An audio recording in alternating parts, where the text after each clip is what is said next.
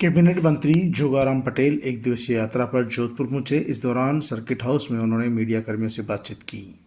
बातचीत के दौरान एक सवाल के जवाब में उन्होंने कहा कि सचिन पायलट को आरपीएससी के बारे में जानकारी नहीं है। आरपीएससी को भंग करना आसान काम नहीं है, क्योंकि आरपीएससी भंग करने से पहले कई संवैधानिक प्रक्रियाओं से गुजरना पड़ता है। उन्होंने कहा कि संविधान के तहत किसी भी संस्थान को भंग करना जटिल प्रक्रिया है। इससे पहले भी हिंदुस्तान में 3 राज्यों ने ऐसी कार्रवाई की थी, लेकिन वह भी सफल नहीं हो पाए। उन्होंने कहा कि संविधान की प्रक्रिया के तहत किसी भी संस्थान को भंग करना और मेंबर को हटाना जटिलतम प्रक्रिया होती है। यह कांग्रेस के नेता सचिन पायलट को जानकारी होनी चाहिए।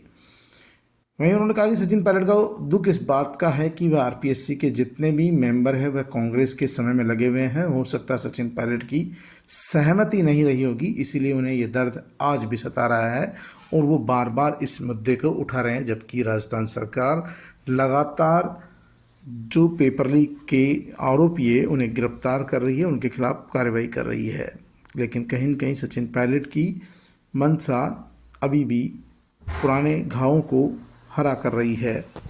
ये सचिन पायलट की पीड़ा है, लेकिन सरकार अपने हिसाब से काम कर रही है। जो पायलट साहब है वो कह रहे हैं कि इच्छा शक्ति नहीं है, इसलिए नहीं हो रहा है। इच्छा शक्ति होती तो हो जाता। पहले तो मैं पायलट साहब के शब्दों का सम्मान करता हूं। मेरे ख्याल से वो वरिष्ठ नेता है, कांग्रेसी माने या नहीं माने, या तत्कालीन मुख्यमंत्री महोदय, तत्कालीन उप मुख्यमंत्री और प्रदेश के अध्यक्ष के बारे में क्या शब्द बोले उस बारे में मैं नहीं जाता, लेकिन संविधान के तहत किसी भी संवैधानिक संस्था को भंग करने या उसके किसी मान्य सदस्य को हटाने की प्रक्रिया दी हुई है।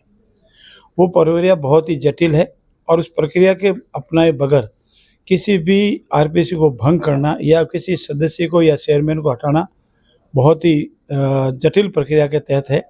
ऐसी स्थिति में सचिन पायलट साहब से पुनः निवेदन करूंगा कि वो इच्छा शक्ति की बात अवश्य कह सकते हैं, और वो स्वयं उप मुख्यमंत्री थे, प्रदेश के अध्यक्ष थे, और जब उन्होंने लास्ट में जाते ये भी कहा था कि इससे बहुत घपला हुआ, वो चाहते तो हटा सकते थे, पर उनको पता था कि जटिल प्रक्रिया है।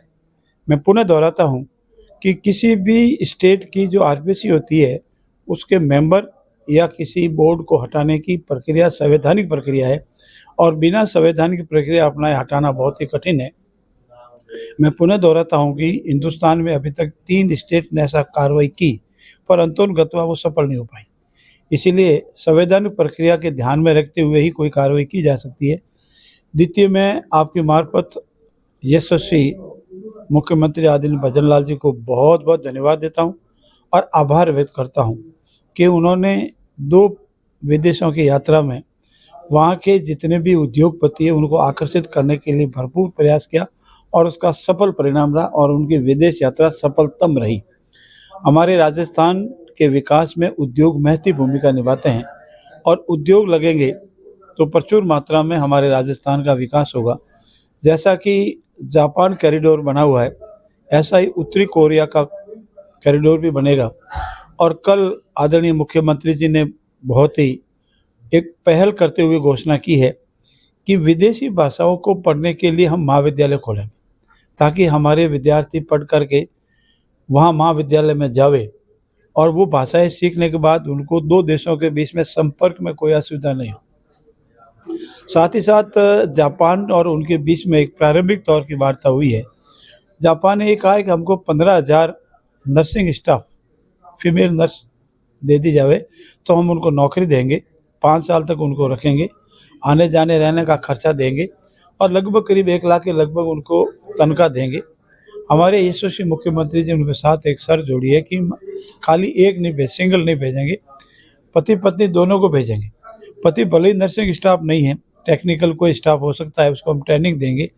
और जापान सरकार ने इस पर स्वीकारोक्ति दी है, प्रारंभिक तौर की बात है, और दोनों हस्बैंड वाइफ वहाँ रहेंगे, 5 साल तक रहेंगे और दोनों को 1-1 लाख रुपए की तनख्वाह मिलेगी।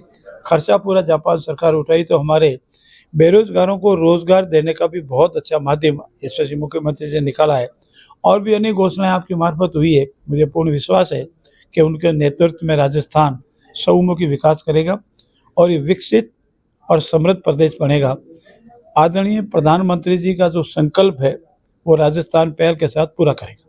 सर ज़्यादातर जो आरपीएससी में सदस्य है वो कांग्रेस सरकार के हैं, अभी तक आपने कोई नियुक्त नहीं किया है। सर ऐसे में इस तरह के बयान पायलट साहब की तरफ से आना किस तरह से देखते हैं सर? मेरा ऐसा मानना है कि पायलट साहब के दिल में कहीं न कहीं दर्द है।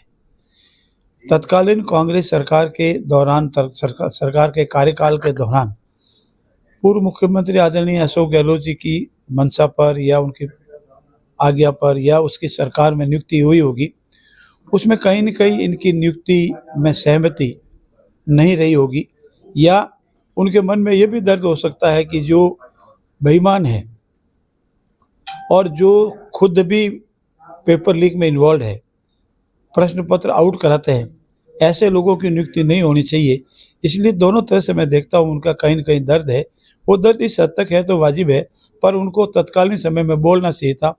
अब बोलने से कोई फ़ायदा नहीं है।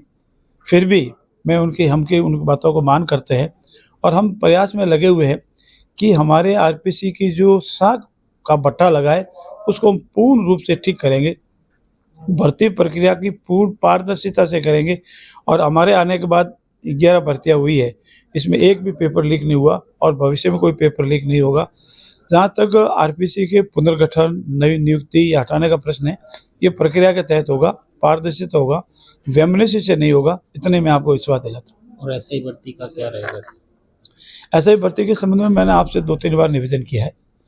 जो प्रस्ताव सरकार को एसआईटी की ओर से प्राप्त होगा, उस पर गंभीरता से विचार करने के उपरांत, सभी पक्षों को देखने के उपरांत उस पर निर्णय होगा।